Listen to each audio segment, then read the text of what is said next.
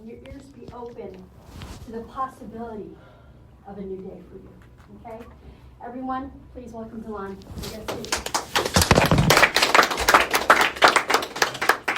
Thank you, Cheryl. I really appreciate it. Man, I don't really have anything to say after what she came and said, because the reality of the situation is that that's like a living testimony to what it takes to be successful. You just got to put one foot in front of the other and stay consistent and stay diligent.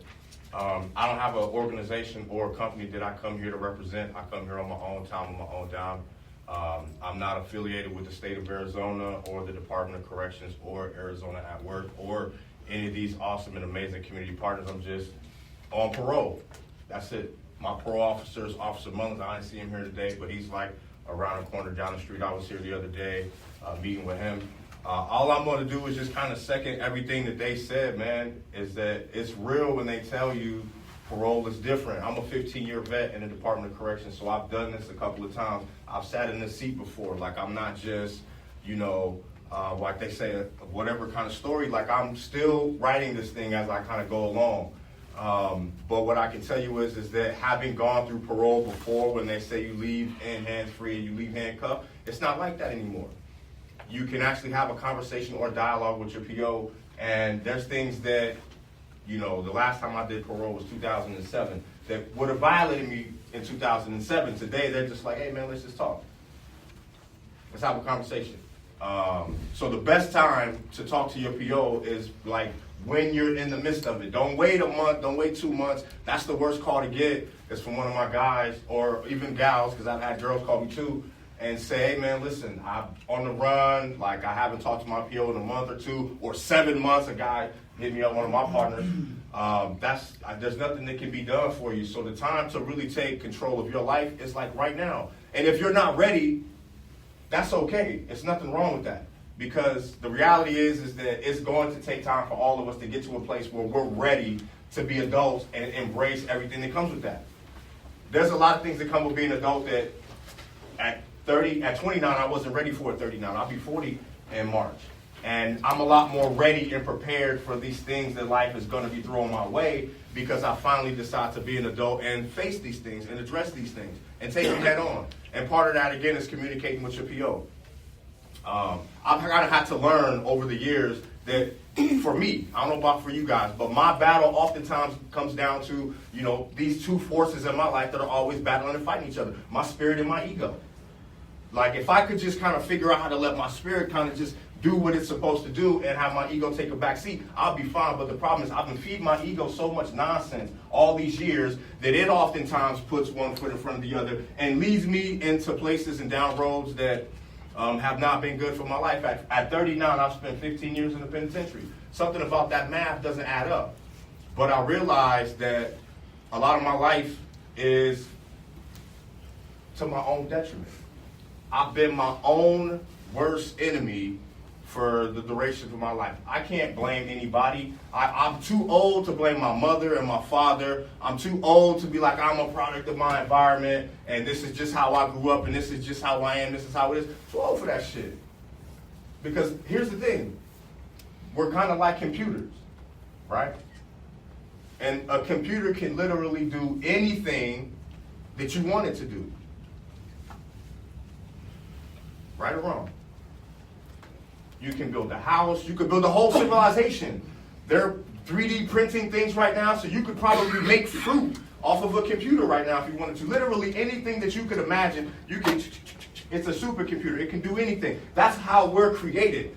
If you've ever ordered a computer, when that thing comes from the manufacturer, all you got to do is open it and turn it on. It's ready to go. That's how you were born. That's how you were created. All of these things are within you. So how you choose to use this computer is completely up to you. Crazy part about it is that we misappropriate this computer all the time. Here's how I know. How many people in here got a cell phone? Now, I'm not going to ask you to answer this question, but just think to yourself. How many of y'all have already looked at porn on that cell phone? Be honest, right? That's real talk. But of all the things that you can do with this computer, that's what you choose to do with it. No knock, no shade, right? But of all the things that you can do with this computer, that's what you choose to do with it. You can do anything you want, but you want to open it up and you want to look at porn, or you want to get on Instagram, or you want to get on Facebook, or you want to text your ex You want to text all of these people, all of this crazy. Like, this is what you choose to do with probably the greatest resource that you've ever been given. And that computer or that cell phone or that tablet is no different than the way that you're already programmed and designed.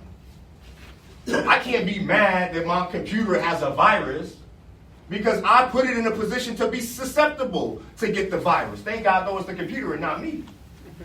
But that's how you choose to use this thing. So all you have to do is just kind of figure out how to better utilize this technology that you've been given. So this is what's worked for me. I've been out now 14 months. And there's a lot of things that really could work, right? I'm not going to sit here. We could do this all day. But there's really 3 things that I think that if you could kind of get a grip on, figure these things out, you can be successful.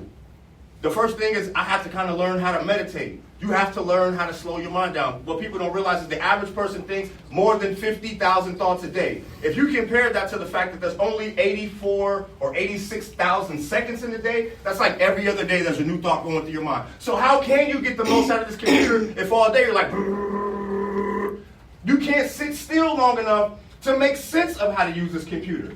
You say, oh, I got to go do this. Oh, wait, but I got to do this. Well, let me check my phone. And how are you going to sit down and be able to get the most out of this thing? So you have to learn how to stop, how to control your breathing, focus on your breath, and then meditate, relax, slow it down. Go from 50,000 to, say, 49,000, and watch. You'll slowly but surely start to notice the difference. But you have to learn how to stop and just shut it down, especially first coming out. You can't just come right out of prison and be like, oh, shit, it's go time. I had all the intention in the world that when I got out after doing 7 years, I did 6 years, 8 months for a DUI. And I had every intention, I got to hit the ground running because I left, my son was 5, and when I got out, he was just about to turn 12, and I got to make up for all this time. I had just had a divorce, so I walked out with $300. I got to get to it. But as soon as I touched soil, I realized, the best thing I can do is just relax. Like she said, no Walmart, I'll go to the Dollar Tree instead. But just take it easy. Just relax. Don't be in such a rush because all these things are going to be here in a month, in 2 months, in 3 months, in 6 months. You know how I know? Because however long you did, they were there before you left, and they're still here now. What a coincidence.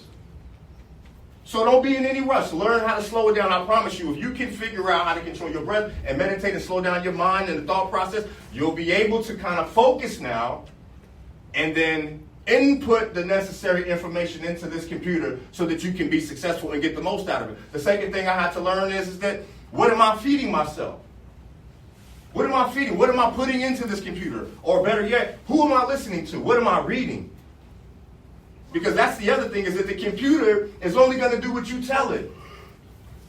Every single computer that you get, it comes with this little basic manual, this instruction manual. When you go to prison, most of the time, when you get to the county jail and you get in that room, when you get in that pile, what's one of the first books that you're going to see?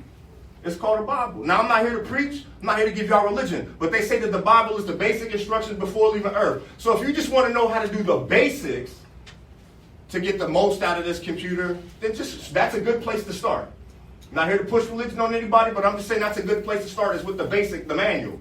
But then if you want to do more with this supercomputer, I met a chick that she was telling me, I should call her a chick. I met a woman the other day, not the other day, but maybe a few months ago, and she works for a bank. And what she told me is that every single day, she moves more than $1 trillion with just a few keystrokes throughout the course of a day, moving money from one bank to another. That's what she chooses to do with her supercomputer. Other people, again, are building hospitals, and they're building organizations like rehabs, and people are designing codes and programs and softwares and all of these different things. You can learn a language. How about that? How about you use this phone that you want all day that you can't live without this computer? How about you learn a language? Or how about you pick up a new skill, a new discipline? You start a business. There's a lot of different things that you can be doing, but you have to learn what you're putting into this computer. That makes a big difference. We just started the new year, and there's a lot of guys that I work with. This is the challenge for 2023, is no music. No music. Now, if you go somewhere and they're listening to music, or you get in somebody else's car and they're listening to music, that's cool. But keep this in mind, the average person spends about 1,200 hours a year in their vehicle. That is the equivalent to like a college degree, maybe an associate's. So imagine if you said, personally, wherever I go, I'm not going to listen to music, whether it's in my car or whether it's in my headphones or when I'm walking around on my phone. If you just did that and you listen to a podcast, or you listen to a book on tape, or you listen to some seminar or some type of program that's going to take your life to the next level. If you suffer from addiction, right, learn about this. Learn about these things.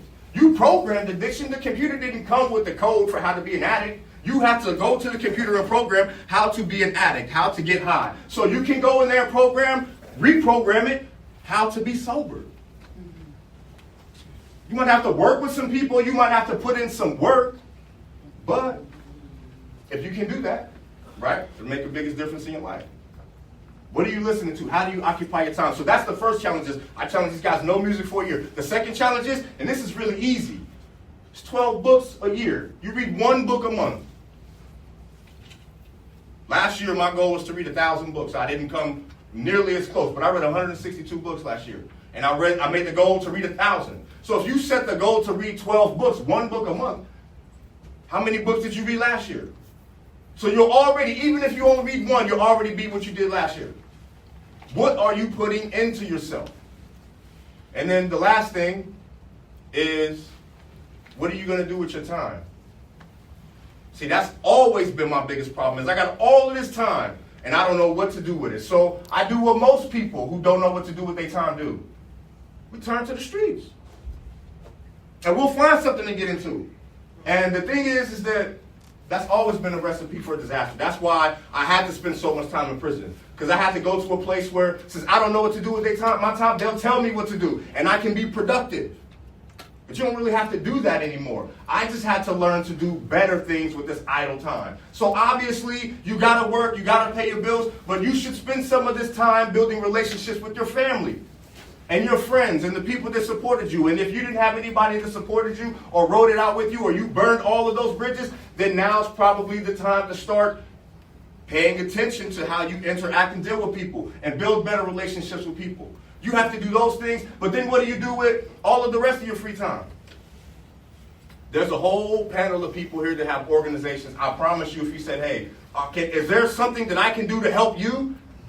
I promise you, I work with a lot of volunteer organizations, and everybody is in need of the same thing. People, there's no shortage of places to go volunteer your time. And if you still can't figure out what to do, then come ask Carol, come ask Tamara, come ask John. Maybe ask your PO. Is there an organization that you know of that I can go maybe volunteer? St. Vincent the Worker, I got a partner down there. He would love to have you come down there and spend some time and volunteer. No shortage of places. But I had to learn that that's what I needed to do, is I needed to spend my time being less selfish and more selfless and giving more of my time to organizations and to helping people. So meditate, and what are you putting into your mind? And then you got to figure out something better to do with your time. You can't sit at home all day twiddling your thumbs and on Instagram and on Facebook and watching TV. You have to be productive. You have to eventually get out here. And I promise you, things will be great. I'm not going to tout all of the things that I've been involved in or that I'm doing, but let me tell you, I wake up every day and I don't believe my life. This shit is a dream still. I've had my son every day since I've been home, 14 months. I get off parole. My parole officer right there. I get off parole March 6th or something. And I've had my son every single day. And regardless of what else I'm doing in my life, man, that right there, that's been a blessing. And I wouldn't have been able to do that had I just came out here and started running them up. I promise, anything that you could imagine, you have the ability to do it. I brought cards. Again, I'm not affiliated with any organization. I'm just my own guy on my own time. But y'all are my brothers and y'all are my sisters. And anything that I can do to support you or help you in any of your endeavors, please come and see me afterwards and come and get a card. I'll be more than happy to give it to you. Let's network. Let's build. If you need a job, I'm hiring. I know people that work for staffing agencies that are hiring. Like, it's okay, man. Let's communicate. Let's network. Let's build. But most importantly, let's stay the fuck out of prison. Thank you, guys.